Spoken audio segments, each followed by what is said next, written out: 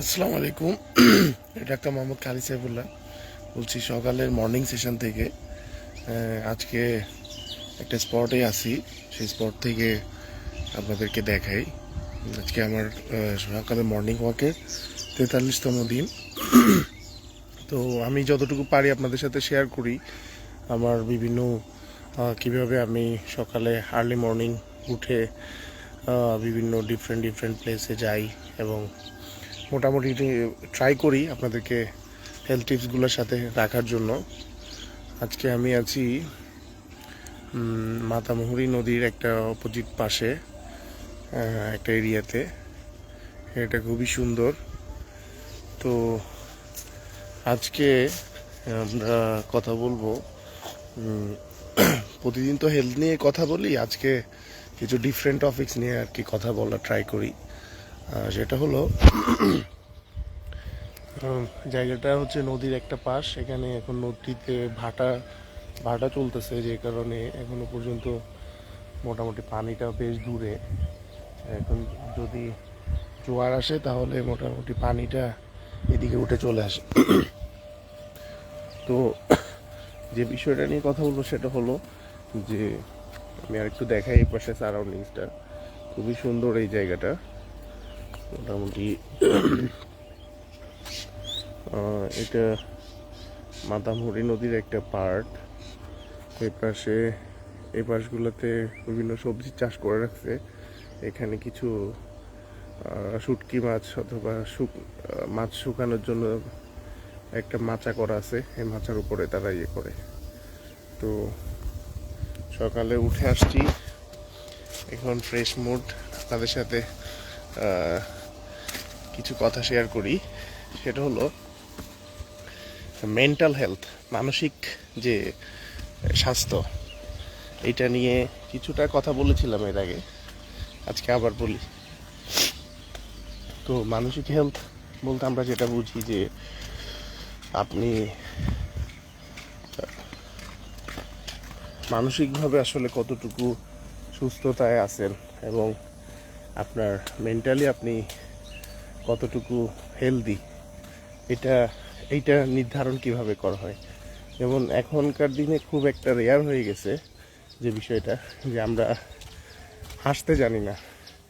হাসলে আসলে কি হয়, হাসলে আপনি যদি কারণ অকারণে যদি হাসার চেষ্টা করেন বা হাসিটা ধরে রাখেন মুখে, তাহলে যেটা হয় সেটা হলো যে আপনার যে মানসিক যে প্রশান্তিটা, এটার মাত্রাটা অনেকাংশে বেড়ে যায়। তো মানসিক যে শান্তির জন্য যেটা আমরা বলি, যেটা বিশেষ করে অবশ্যই আর্লি মর্নিং উঠে আমরা যারা মুসলিম আছি আমরা তো অনেকেই চেষ্টা করি যে আল্লাহর প্রতি কৃতজ্ঞতা প্রকাশ করার জন্য, সেটা নামাজের মাধ্যমে বা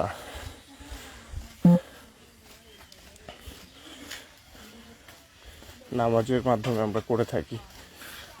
অথবা যে আমরা সকালে মেডিকেল সায়েন্স থেকে যেটা বলা হয় যে যখন আর্লি মর্নিং আপনি যখন ঘুম থেকে উঠলেন, আপনি একটা নতুন দিনের সূচনা পাইছেন।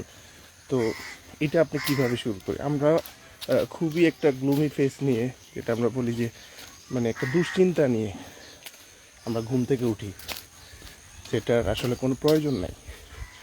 আপনি সকালে সবচেয়ে স্ট্রেসফুল কন্ডিশন কিন্তু আমাদের সকালে ঘুম থেকে উঠা, যেটাকে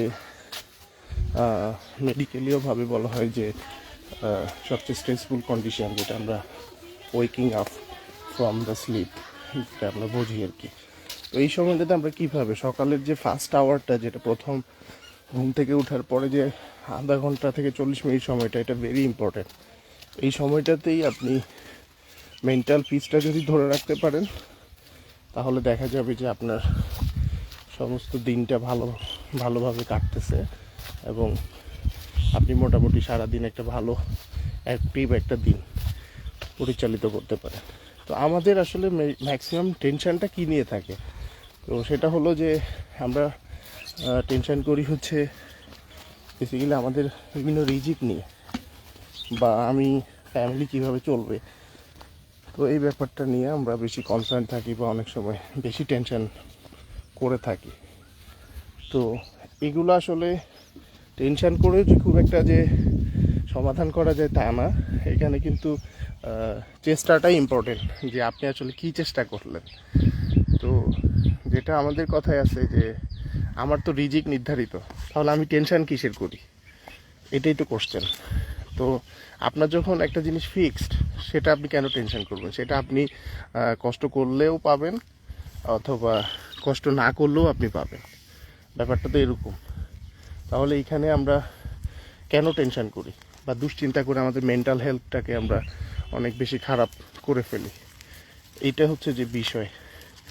তো আমি নদীর একদম নরম একটা অংশ দিয়ে আমি হাঁটার ট্রাই করতেছি, বুঝতেছি না যেতে পারবো কিনা, মনে হয় না পারবো, বেশ কাদা এই জায়গাটা, এরিয়াটা দিয়ে হাঁটা যাবে না। নদীতে আসলে ভাটা চলতেছে, তো যে কারণে পুরো এরিয়াটাতে হচ্ছে কাদা অতিরিক্ত মাত্রা। তো মানসিক হেলথ আসলে আমাকে অনেকজন প্রশ্ন করছেন যে স্যার আমাদের মন সবসময় খারাপ থাকে। তো যে ব্যাপারটা হলো যে আমরা মেন্টাল হ্যাপিনেসটা ধরে রাখার জন্য আমরা ছোটোখাটো অনেক বিষয় আমরা কনসেন্ট্রেট করতে পারি না, যে আমার আসলে কোথায় হাসবো আর কোথায় আমি মন খারাপ করব, এই বিষয়টা আমরা অনেকেই বুঝতে পারি না, রাইট? তো এই জায়গাটাতে আমাকে একটু আমাদের কাজ করলেই আমরা কিন্তু মানসিকভাবে, কারণ ছোটোবেলায় দেখেন ছোট একটা বাচ্চা যখন আছে, সেই বাচ্চাটা কিন্তু এটা একটা বাঁধাকপির মাঠ, পাশে নদী, আর খুবই সুন্দর একটা পরিবেশ, এই যে সামনের দিকে নদী দিয়ে। তো আপনি যদি একটা ছোট বাচ্চা দেখেন, মনে করেন 1 বছর বা 1.5 বছর, সে কিন্তু খুব অল্প বিষয়ে কিন্তু খুব হ্যাপি থাকে। মানে বলা যায় যে তাকে কিন্তু মানে বিনা প্রয়োজনে দেখবেন সে হাসে।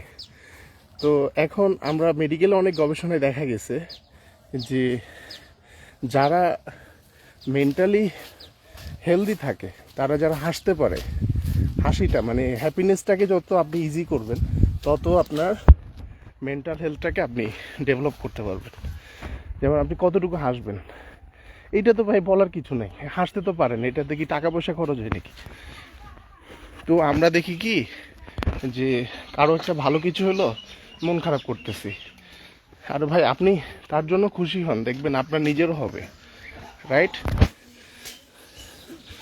তো আমরা এমন একটা সোসাইটিতে বসবাস করি যেখানে আসলে দেখা যায় যে একজন ভালো কিছু একটা করলো বা আর ভালো কিছু একটা হইলো, আমরা অখুশি। কেন অখুশি? কারণ আসলে সেই যে ভালোটা পাইলো, সেটার জন্য তো সে পরিশ্রম করছে বা সেভাবে সে কাজ করছে, বা তার রিজিকের ব্যাপারটা তার আপনিই কেড়ে নিতে পারবেন। তো এটা হচ্ছে বড় বিষয়। তো এখানে আমরা বড় ভুলটা করে থাকি এবং আমরা মেন্টালি অনেক বেশি আপসেট থাকি। তো এটা আপসেট হওয়ার কিছু নেই, আপনার যেটা পাওয়ার সেটা আপনি পাবেনই। আর আমাদের যে মেন্টাল স্ট্রেস বা আমরা যে পেশেন্সের কথা বলে থাকি, যেটা ধৈর্য, এই ধৈর্য ক্ষমতাটা আমাদের অনেকাংশে কমে গেছে।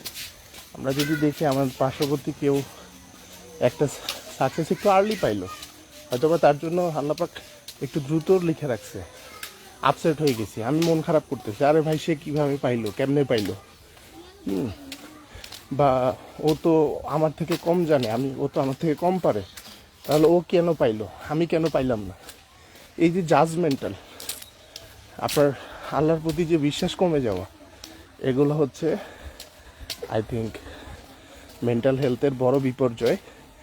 এই জায়গাটাতে আমাদেরকে কাজ করতে হবে। সেই কারণে দেখা যায় যে আমরা অনেকেই, তার প্রপারলি সব কিছুই আছে, খাবার দাবার, তারপরে ফ্যামিলি, সবাই সেটেল, সব এভরিথিং, বাট তার মেন্টাল হেলথ ভালো নাই, বিকজ তার আরও দরকার। এবং সে যে আসলে কী চায় এক্স্যাক্টলি সেই জায়গাটাতে কনফিউজ, যে আমার আসলে কি দরকার, আমি কি চাই।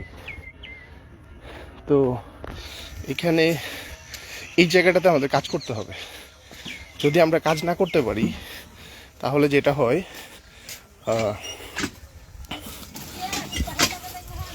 যে আমরা যদি কাজটা যদি না করতে পারি তাহলে আমাদের mental health day by day বিপর্যয় হইতে থাকে। আমরা বিভিন্ন মানসিক রোগের দিকে আমরা ধাবিত হই, যেটা একটা পর্যায়ে অনেক ক্রনিক পর্যায়ে ধারণ করে, এবং এই সমস্ত জায়গা থেকে দুশ্চিন্তা, ডিপ্রেশন অ্যান্ড দেন বিভিন্ন ডিফারেন্ট অ্যাক্টিভিটি যেটা আপনার দ্বারা করা পসিবল না সেটা আপনি করা শুরু করেন।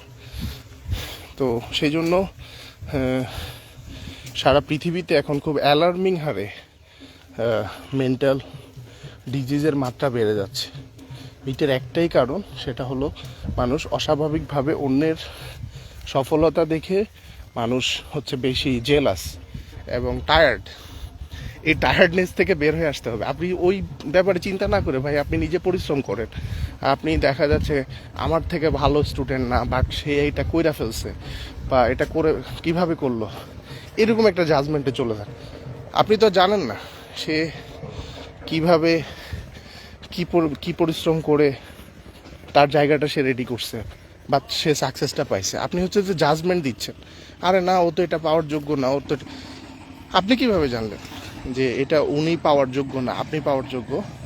আপনি সেভাবে ওই টেনশনটা না করে আপনি নিজের জন্য করেন, নিজের পরিশ্রমটা আগাই যান, তাহলে দেখবেন ইনশাল্লাহ আপনার অনেক ভালো লাগা কাজ করতেছে। আপনি মোটামুটি নিজের উপরে ফোকাস করতে পারতেছেন। তো যেমন আপনার মেন্টাল হেলথটাকে প্রিজার্ভ করা, এটাও কিন্তু আপনার একটা বড় আমানত, আপনার একটা অ্যাসেট। যেমন আপনারা ধন সম্পদ যেভাবে আপনি করেন, আপনার মেন্টাল হেলথটাকেও কিন্তু নার্চার করা কিন্তু আপনার দায়িত্ব। হাসেন, বেশি বেশি করে হাসার ট্রাই করুন, মানুষের উপকার করুন, না পারলে চুপ থাকুন, অথবা যে কোনো কাজে আপনাকে ব্যস্ত রাখুন নিজেকে। তাহলে দেখবেন এই মেন্টাল যে হেলথের বিষয়টা আসে সেটা কিন্তু আপনি ওভারকাম করতে পারবেন। তো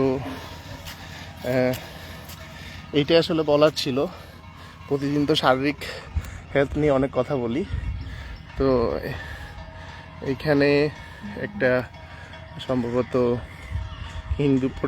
হিন্দু সনাতন ধর্মী ফ্যামিলির কোনো একটা পূজার প্রোগ্রাম চলতেছে, আমি দেখতেছি।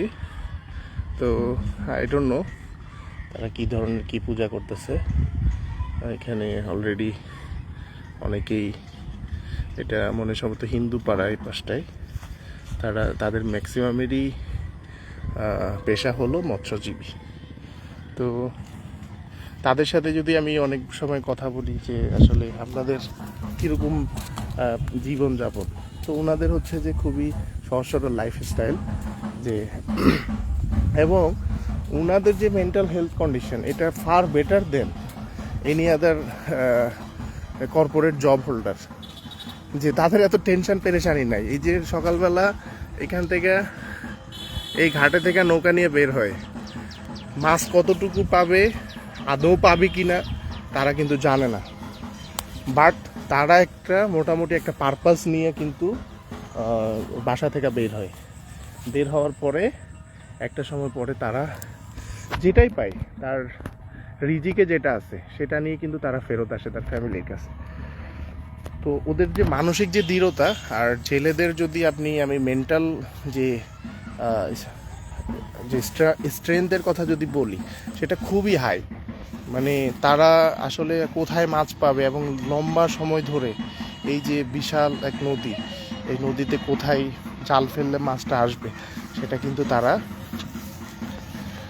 মানে শুধুমাত্র মেন্টাল স্ট্রেংথের মাধ্যমে কিন্তু এটা তারা ডিটারমাইন করে, বা ওই পরিকল্পনা নিয়েই তারা কিন্তু মোটামুটি তাদের জীবনযাপন করে।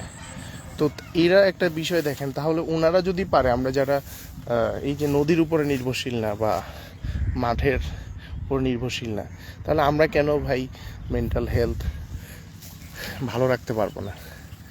তো ওরা যে যতটুকু পায় সেটা নিয়ে তারা স্যাটিসফাইড। ইভেন তাদের মোটামুটি একবেলা খাবারের ব্যবস্থা করতে পারলে, অথবা মোটামুটি চলার একটা ব্যবস্থা করতে পারলে কিন্তু তারা হ্যাপি। এই হ্যাপিনেসটাকে যত বেশি সহজ করা যাবে, আপনি তত দ্রুত আপনার মেন্টাল ফিজিক্যাল এভরি হেলথের আপনি একটা উন্নতি করতে পারবেন। তো এই পর্যন্তই। আপনাদের সকলের মানসিক প্রশান্তি আসুক এবং মেন্টাল হেলথটা আপনাদের সবার জন্য প্রিজার্ভ করা যেন অনেক বেশি সহজ হয়ে যায়। আর একটাই টিপস থাকবে যে বেশি বেশি হাসুন, মানুষের উপকার করুন, যদি না পারেন তাহলে চুপ থাকুন। আর আপনার দ্বারা যেন কোনো মানুষের যেন ক্ষতি না হয়, কারণ কারো যদি ক্ষতি হয় এই বিষয়টা আপনার মানসিক হেলথের উপর অনেক বেশি প্রভাব ফেলে, যেটা একটা সময় আস্তে আস্তে মানসিকভাবে আপনি দুর্বল করতে অনেক বেশি সহায়ক হিসেবে কাজ হয়ে যায়। সেই জন্য এই বিষয়টা খেয়াল রাখতে হবে। আপনি উপকার করতে থাকুন, দেখবেন আপনার মেন্টাল হেলথ ইনশাল্লাহ অনেক বেশি দ্রুত অনেক ভালো একটা পজিশনে যাবে। তো আজকে মর্নিং সেশনের থেকে বিদায় নিচ্ছি। আপনাদের সবাইকে সুন্দর একটা দিনের আশায় এবং সকলকে শুভেচ্ছা জানিয়ে আমি শেষ করতেছি। আসসালামু আলাইকুম, ভালো থাকবেন সবাই।